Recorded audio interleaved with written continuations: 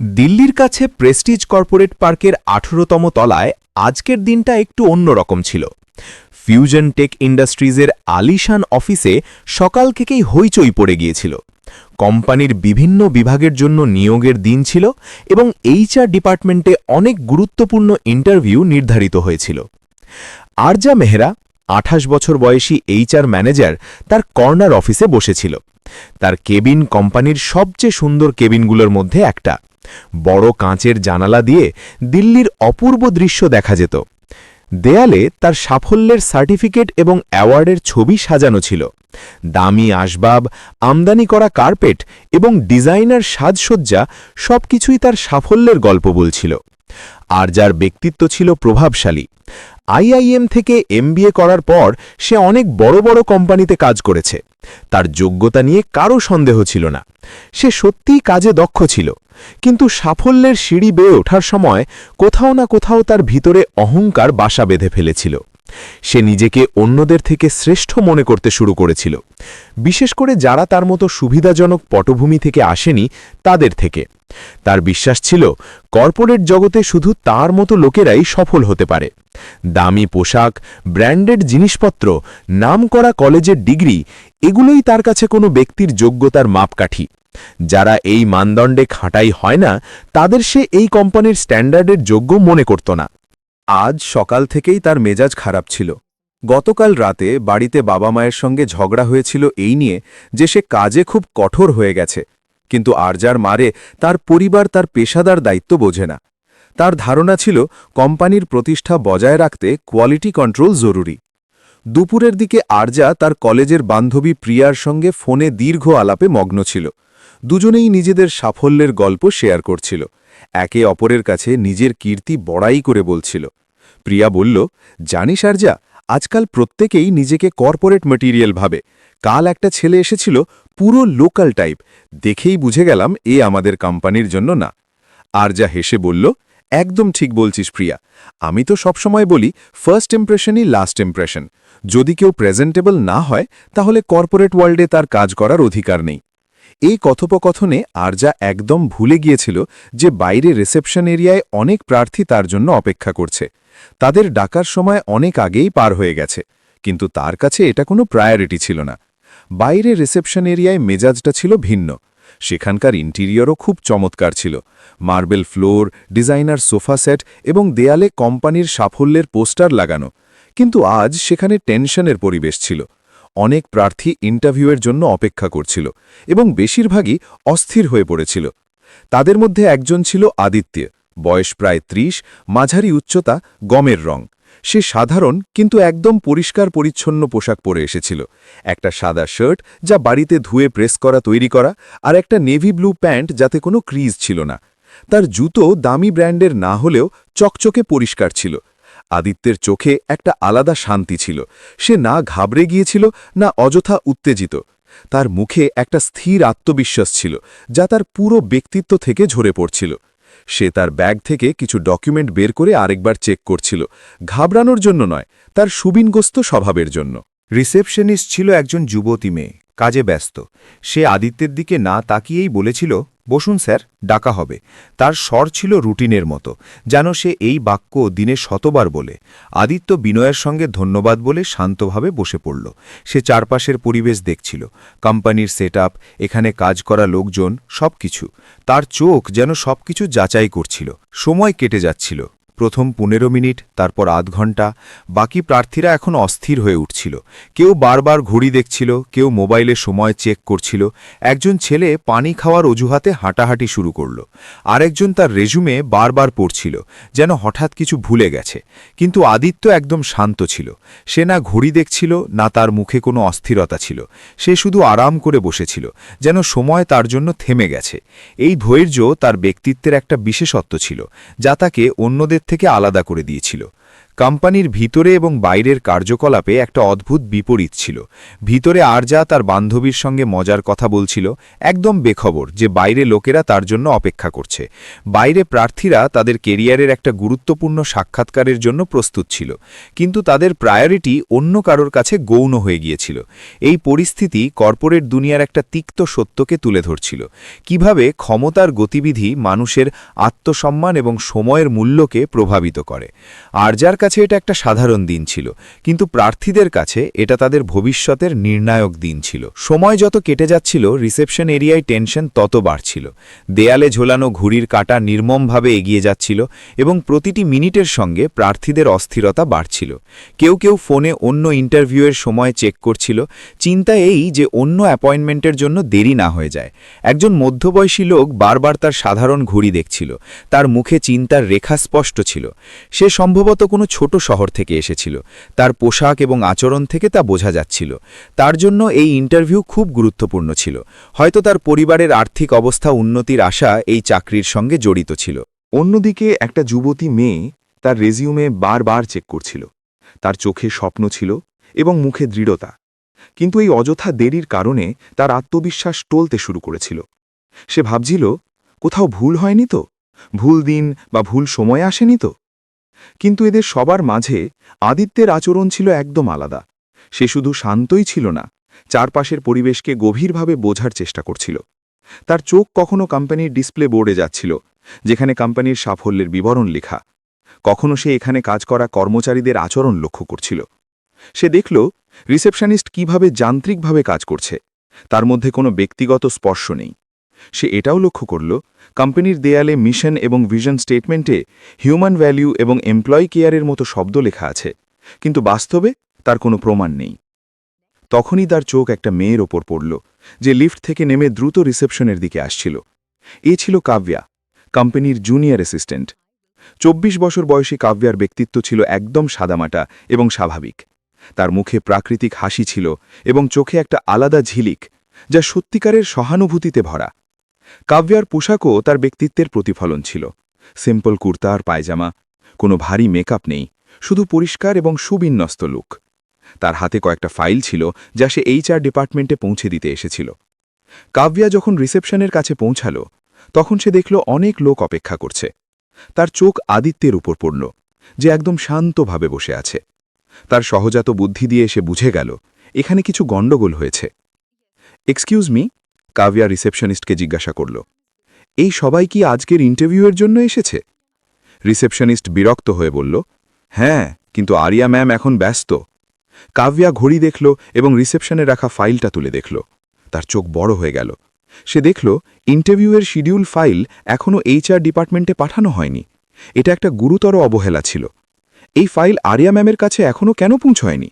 কাব্যা চিন্তিত স্বরে জিজ্ঞাসা করল। রিসেপশনিস্ট কাঁধ ঝাঁকিয়ে বলল, ভুলে গিয়েছিলাম। যাই হোক, তারা তো ফোনে ব্যস্ত। কাব্যার কাছে এই আচরণ একদম ভুল লাগল।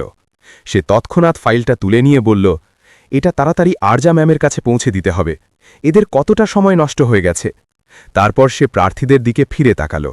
তাদের মুখে হতাশা এবং অস্থিরতা স্পষ্ট ছিল। কাব্যার মন ভারী হয়ে গেল। সে ভাবল, এরা কত আশা নিয়ে বাড়ি থেকে এসেছে, আর এখানে তাদের সঙ্গে কি আচরণ হচ্ছে। সে সোজা আদিত্যের কাছে গিয়ে বিনয়ের সঙ্গে বলল, স্যার, আপনাকে এখনও ভিতরে ডাকা হয়নি? আদিত্য হাসি মুখে বলল, না, এখনও না, কিন্তু কোনো সমস্যা নেই। আদিত্যের গলায় কোনো অভিযোগ ছিল না, কোনো রাগ ছিল না। তার উত্তর এত শান্ত এবং সংযত ছিল যে কাব্যা অবাক হয়ে গেল।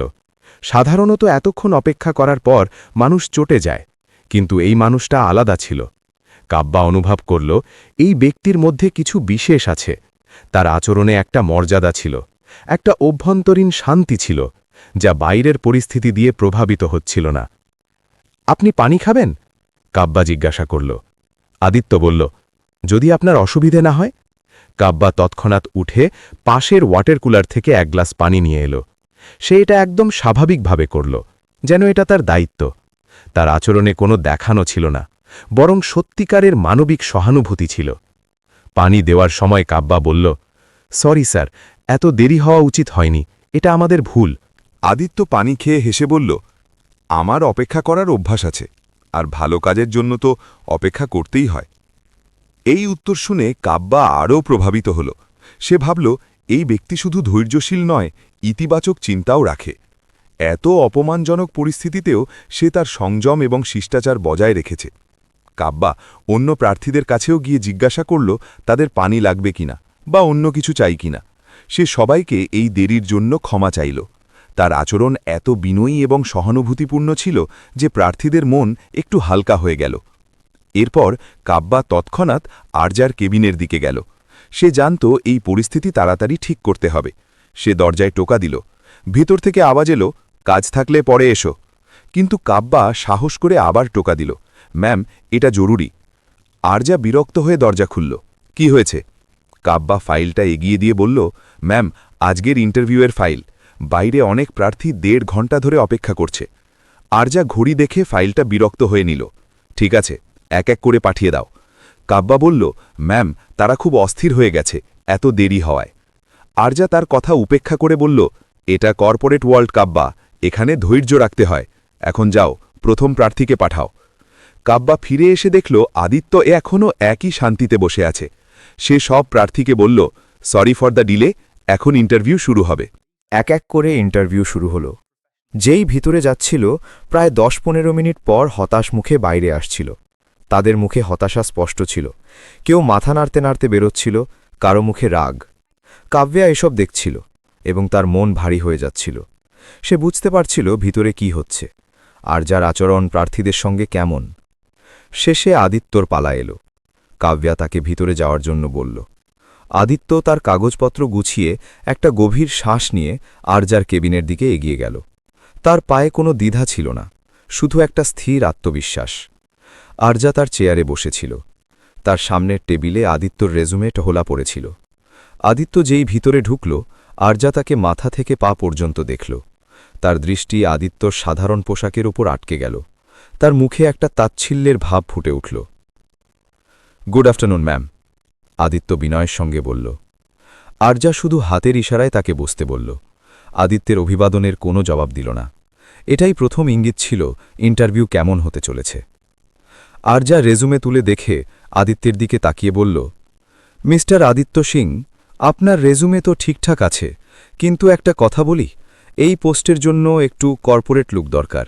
সে আদিত্যর পোশাকের দিকে ইশারা করে বলল, দেখুন, আপনি হয়তো জানেন না, এটা ফিউশন টেক ইন্ডাস্ট্রিজ, কোনো সাধারণ স্টার্টআপ নয়। এখানে টাটা, রিলায়েন্স, আদানির মতো ক্লায়েন্ট আসে। তারা দেখে আমাদের টিম কেমন। আরজার স্বরে ব্যঙ্গ ছিল। সে ইচ্ছাকৃতভাবে আদিত্যকে ছোট করার চেষ্টা করছিল। তার মতে আদিত্যর মতো সাধারণ লোক এই কোম্পানির লেভেলের নয়। আদিত্য শান্তভাবে বলল, ম্যাম, আমি আমার সবচেয়ে ভালো এবং পরিষ্কার পোশাক পরে এসেছি।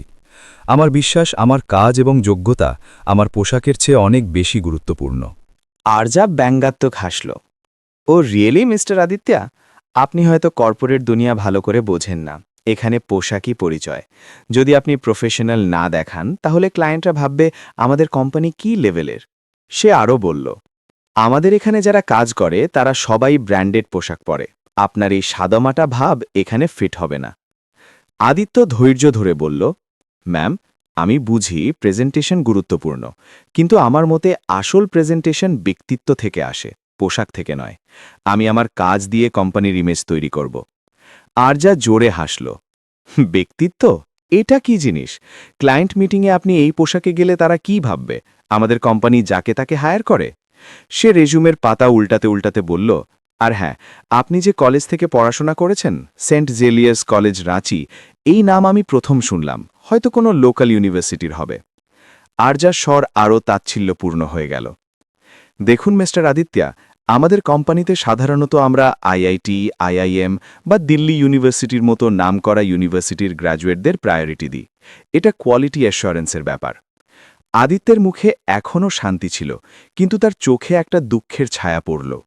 তবুও সে সংযম রেখে বলল, ম্যাম, হয়তো আমার কলেজ তেমন বিখ্যাত নয়, কিন্তু সেখানকার শিক্ষার মান উৎকৃষ্ট। আর আমি মনে করি আমার যোগ্যতা আমার কাজ দিয়ে প্রমাণিত হবে, কলেজের নাম দিয়ে নয়। আরজা চোখ পাকিয়ে বলল, কলেজের নাম দিয়ে নয়? মিস্টার আদিত্যা, এটা কর্পোরেট ওয়ার্ল্ড, এখানে ব্র্যান্ড ভ্যালু গুরুত্বপূর্ণ। আমাদের কাছে যে রিক্রুটাররা আসে তারা প্রথমে কলেজের নাম দেখে, যদি টিয়ার 1 কলেজ না হয় তাহলে কথাই এগোয় না। সে রেজুমেটা একপাশে ছুঁড়ে ফেলে বলল, আমি আপনাকে সত্যি কথা বলি, আপনি এই কোম্পানির স্ট্যান্ডার্ডের উপযুক্ত নন। আমাদের এখানে যারা কাজ করে তাদের একটা আলাদা লেভেল আছে। আদিত্য শেষবার চেষ্টা করল, ম্যাম, আমি শুধু একটা সুযোগ চাই আমার ক্ষমতা প্রমাণ করার। আপনি আমাকে ট্রায়াল পিরিয়ডে রাখতে পারেন? আরজা হাত নেড়ে বলল, না না, এসব চলবে না। আমাদের কোম্পানির একটা ইমেজ আছে মার্কেটে, আমরা যাকে তাকে নিতে পারি না। সে দাঁড়িয়ে বলল, ঠিক আছে মিস্টার আদিত্য, আপনার সময়ের জন্য ধন্যবাদ, আমরা আপনাকে জানিয়ে দেব। আদিত্য বুঝে গেল এটা একটা ভদ্র প্রত্যাখ্যান। সে উঠে দাঁড়িয়ে বলল, আপনার সময়ের জন্য ধন্যবাদ ম্যাম। সে বাইরে বেরিয়ে এলো, তার মুখে কোনো রাগ ছিল না, না হতাশা, শুধু একটা গভীর চিন্তা, যেন সে কিছু বোঝার চেষ্টা করছে। বাইরে কাব্যা অপেক্ষা করছিল। সে আদিত্যর মুখের দিকে তাকাল। যদিও আদিত্য শান্ত ছিল, কিন্তু কাব্যার সংবেদনশীল চোখ তার ব্যথা ধরে ফেলল। কেমন হলো ইন্টারভিউ স্যার? কাব্যা আস্তে জিজ্ঞাসা করল। আদিত্য একটা কৃত্রিম হাসি দিয়ে বলল, ঠিক ছিল, হয়তো এই জায়গাটা আমার জন্য ঠিক নয়। কাব্যা আদিত্যর চোখে চোখ রেখে আসতে বলল, বা হয়তো এই জায়গাটা আপনার যোগ্য নয় স্যার। এই কথা শুনে আদিত্য অবাক হয়ে গেল। সে কাব্যার দিকে তাকাল এবং তার চোখে সত্যিকারের সহানুভূতি দেখল। এর মানে কি? আদিত্য জিজ্ঞাসা করল। কাব্যা চারদিকে তাকিয়ে আসতে বলল, স্যার, আমি এখানে 2 বছর ধরে কাজ করছি। আমি দেখেছি এখানে মানুষকে কিভাবে বিচার করা হয়। এটা ঠিক নয়। আদিত্য কাব্যার কথা মন দিয়ে শুনল। তার মনে হল এই যুবতী মেয়ের মধ্যে কিছু বিশেষ আছে, একটা সত্যিকারের মানবিকতা যা আজকাল খুব কম দেখা যায়। আপনি এখানে খুশি? আদিত্য জিজ্ঞাসা করল। কাব্যা মাথা নাড়ল। কাজ ভালো আছে স্যার, কিন্তু কখনো কখনো এসব দেখে খারাপ লাগে। প্রত্যেক মানুষের সঙ্গে সম্মানের সঙ্গে ব্যবহার করা উচিত। আদিত্য হাসল, এবার সত্যিকারের হাসি। আপনি আজ আমার সঙ্গে যা করেছেন তা আমি কখনো ভুলব না। পরের দিন ফিউশন টেক ইন্ডাস্ট্রিজে অস্বাভাবিক উত্তেজনা ছিল। সকাল থেকেই কোম্পানির সিনিয়র স্টাফদের মধ্যে হইচই পড়ে গিয়েছিল। আজ কোম্পানির নতুন ম্যানেজিং ডিরেক্টর এবং প্রধান বিনিয়োগকারীর আগমন হওয়ার কথা। একজন রহস্যময় ব্যক্তি যিনি সম্প্রতি কোম্পানিতে বিপুল বিনিয়োগ করেছেন। আর যা সকাল থেকেই অস্থির ছিল। সে তার সবচেয়ে ভালো স্যুট পরেছিল এবং সব রকম প্রস্তুতি নিয়েছিল। সে জানত এটা তার ক্যারিয়ারের গুরুত্বপূর্ণ দিন। নতুন এমডি কেমন হবেন? তিনি কি তার কাজে খুশি হবেন? এইসব প্রশ্ন তার মনে ঘুরছিল। 11টার মধ্যে পুরো স্টাফ বোর্ডরুমে জড়ো হয়ে গিয়েছিল। কোম্পানির চেয়ারম্যান শ্রী মালহোত্রাও এসেছিলেন। সবার মুখে উৎসুকতা এবং সামান্য ঘাবড়ে যাওয়ার ভাব ছিল। 11:15 বোর্ডরুমের দরজা খুলল। প্রথমে চেয়ারম্যান ঢুকলেন এবং তার পিছনে স্যুট পরা আদিত্য। পুরো হল নিস্তব্ধ হয়ে গেল। আর যার চোখ কপালে উঠে গেল। তার মুখ থেকে কোনো শব্দ বেরোল না। তার মনে হল যেন মাটি পায়ের নিচ থেকে সরে গেছে। চেয়ারম্যান মাইক তুলে বললেন, লেডিজ অ্যান্ড জেন্টলম্যান, আমি আপনাদের পরিচয় করিয়ে দিচ্ছি আমাদের নতুন ম্যানেজিং ডিরেক্টর এবং প্রধান বিনিয়োগকারী শ্রী আদিত্য সিংয়ের সঙ্গে। তিনি আমাদের কোম্পানিতে 200 কোটি টাকা বিনিয়োগ করেছেন এবং এখন থেকে তিনি কোম্পানির নতুন এমডি। হলে তালির শব্দ উঠল, কিন্তু আরজার কানে কিছু ঢুকছিল না। সে স্তম্ভিত হয়ে দাঁড়িয়েছিল। আদিত্য মাইক নিয়ে শান্ত গলায় বলল, ধন্যবাদ। প্রথমেই আমি আপনাদের সবাইকে জানাতে চাই, কাল আমি এখানে একজন প্রার্থীর হিসেবে আসিনি। আমি এসেছিলাম একজন পর্যবেক্ষক হিসেবে। আমি দেখতে চেয়েছিলাম আমাদের এইচআর ডিপার্টমেন্টে মানবতা আছে কিনা। আমি জানতে চেয়েছিলাম এখানে মানুষের সঙ্গে কেমন ব্যবহার করা হয়। আদিত্যের দৃষ্টি সোজা আরজার ওপর গিয়ে থামল। দুর্ভাগ্যবশত আমি গভীর হতাশ হয়েছি। আরজার মুখ সাদা হয়ে গেল। আদিত্য আরও বলল, এখানে মানুষকে তাদের পোশাক দিয়ে বিচার করা হয়, তাদের কলেজের নাম দিয়ে চেনা হয়, তাদের সংস্কার, পরিশ্রম, যোগ্যতা সব উপেক্ষা করা হয়। এই কোম্পানি সাফল্য পেয়েছে কারণ এখানকার লোকেরা যোগ্য বলে নয়, বরং বাজারে চাহিদা ভালো ছিল বলে। কিন্তু এখন যুগ বদলাচ্ছে। এখন আসল ট্যালেন্ট দরকার, দেখানোর নয়। আর যা ঘাবড়ে উঠে টানাল, স্যার, ওটা শুধু একটা টেস্ট ছিল। আমি শুধু দেখতে চেয়েছিলাম। আদিত্য তার কথা কেটে দিল। টেস্ট এটা নয় যে আপনি কাউকে ছোট করবেন বা কারো আত্মসম্মান নিয়ে খেলবেন। টেস্ট এটা যে কঠিন পরিস্থিতিতেও আপনি আপনার মানবতা বজায় রাখবেন। পুরো হল স্তব্ধ, কেউ কিছু বলছিল না। আদিত্য আরও বলল, মিস আরজা মেহরা, আমি আপনাকে তাৎক্ষণিকভাবে বরখাস্ত করছি। ফিউশন টেকের এমন লোকের দরকার নেই যারা অন্যের সম্মান ভুলে গেছে। আরজার পায়ের নিচ থেকে মাটি সরে গেল। সে কিছু বলতে চাইছিল, কিন্তু শব্দ বেরোচ্ছিল না। হঠাৎ আদিত্যের গলায় উষ্ণতা ফিরে এলো। কিন্তু কাল একজন মানুষের সঙ্গে দেখা হয়েছে, যিনি কোনো পদ ছাড়াই শুধু মানবতার জোরে একজন অচেনা মানুষের সঙ্গে সম্মানজনক ব্যবহার করেছেন। সে হলের দিকে তাকিয়ে বলল, কাব্যা, দয়া করে দাঁড়ান। কাব্যা হতভম্ব হয়ে গেল। সে বুঝতে পারছিল না কি হচ্ছে। আপনি কাল যে দয়া, সহানুভূতি এবং মানবতা দেখিয়েছেন, সেটাই আসল নেতৃত্বের গুণ। আপনি প্রমাণ করেছেন সত্যিকারের শক্তি পদে নয়, চরিত্রে থাকে। আদিত্য ঘোষণা করল, আমি কাব্যাকে ফিউশন টেকের নতুন HR হেড নিযুক্ত করছি, তাৎক্ষণিক কার্যকর। পুরো হল তালির শব্দে ফেটে পড়ল। কাব্যার চোখ থেকে আনন্দের অশ্রু ঝরে পড়ল। সে বিশ্বাস করতে পারছিল না যে যা হচ্ছে তা সত্যি। আদিত্য শেষে বলল, আজ থেকে এই কোম্পানি একটা নতুন নীতির ওপর চলবে। এখানে অহংকার নয়, মানবতা থাকবে। এখানে দেখানো নয়, যোগ্যতাকে গুরুত্ব দেওয়া হবে। এখানে প্রত্যেককে তার কাজ দিয়ে চেনা হবে, তার জাতি, ধর্ম বা আর্থিক অবস্থা দিয়ে নয়। এবং সেই দিন থেকে ফিউশন টেকে একটা নতুন যুগ শুরু হলো, যেখানে প্রত্যেক কর্মচারীকে তার যোগ্যতার পাশাপাশি তার মানবতার জন্যও সম্মান করা হতে লাগল, যেখানে সত্যিকারের মেরিটকে মূল্য দেওয়া শুরু হলো এবং অহংকারের জায়গায় বিনয় নিয়ে এলো। আর যা সেদিন একটা বড় শিক্ষা পেল, সাফল্য অহংকারের সঙ্গে আসে না, বিনয়ের সঙ্গে আসে। আর কাব্যা শিখল, ভালো কাজের ফল সবসময় মেলে, যদিও তার জন্য সময় লাগে। এই গল্প আজও ফিউশন টেকে একটা দৃষ্টান্ত হিসেবে স্মরণ করা হয়, কিভাবে সত্যিকারের মানবতা শেষ পর্যন্ত জয়ী হয়।